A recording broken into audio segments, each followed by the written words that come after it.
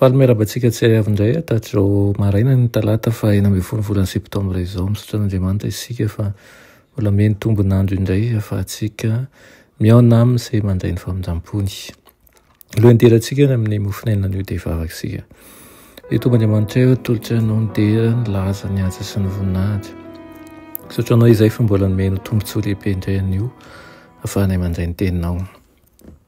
Angataka aminao mba noveranay hatrany. Ary koa nazava ny teninao araka ny sitraponao. Ka irezo izahay meo fotony, meo saina ihany koa izay afahanay mifantoka aminao rery ihany. Aminaran'i Jesosy, amen. Lohatenin'ny mofinainantsika androany dia manao ny tombam-bidin'ny fanahy. Ary amin'ny Timoty 2:4-5 manao hoe tandremo ny tenanao sy ny fampianaranao ka mahareta amin'izany. Fa raha manao an'izany ianao dia hamonjy ny tenanao sy izay miaino anao. Amen. Asa tsara sady ilaina ny asa ataonao mba hanampina an'ireo rahavavintsika hatsapa fa ampamoahana eo anatrihan'Andriamanitra isam-batan'olona izy ireo. Natao tsy rambina mandritra ny fotoana naharitra izany izany, saingy rehefa napetraka tamin'ny tsipika mazava sy tsotra ary voafaritra dia mahazo mananteny isika fa ho tanteraka amin'ny fomba feno fahendrena kokoa ireo adidy fototra ao an-tokantrano fa tsy atao tsy rambina.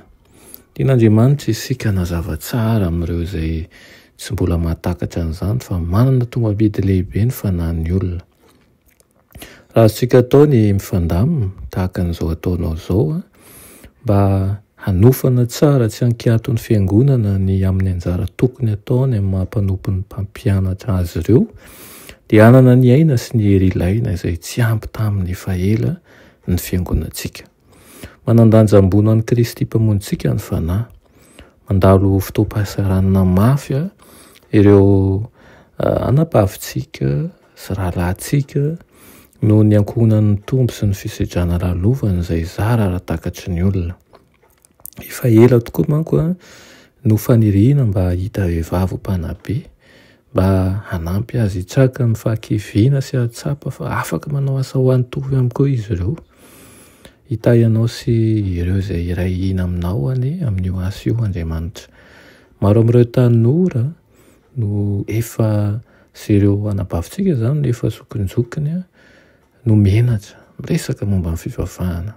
Maro ihany koa amintsika ankehitriny izao, indrindra ny tanora amin'izao fotoana ny menatra rehefa resaka fivavahana ny resahana. Tsy raisin'izy ireo araka ny tokony ho izy io lohahevitra io. Ny ten'Andriamanitra no tsy maintsy ho tokony sy fanantenana ary fiadanana. Akanton'izy ireo ny varavarankely izay tokony ho sokafany manandrify ny lanitra fa ny fanandrify ny tany indrindra no adanadanany.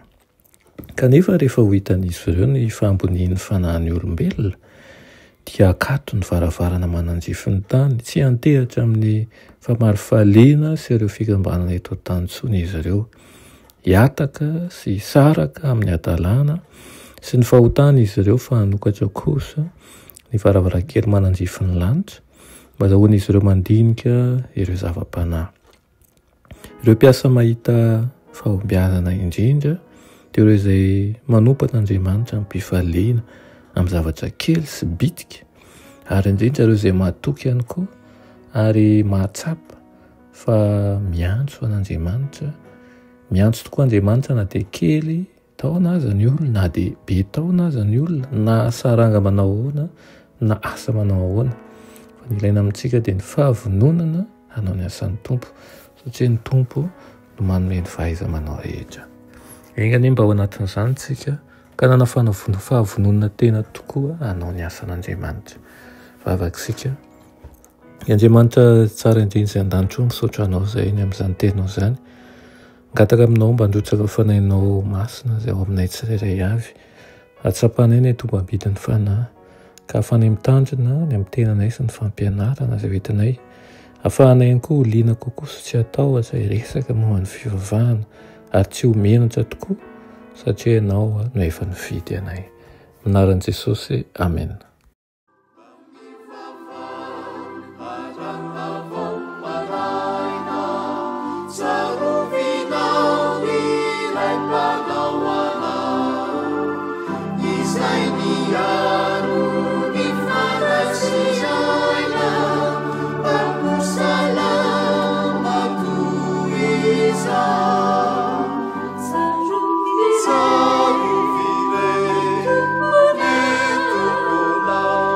Piano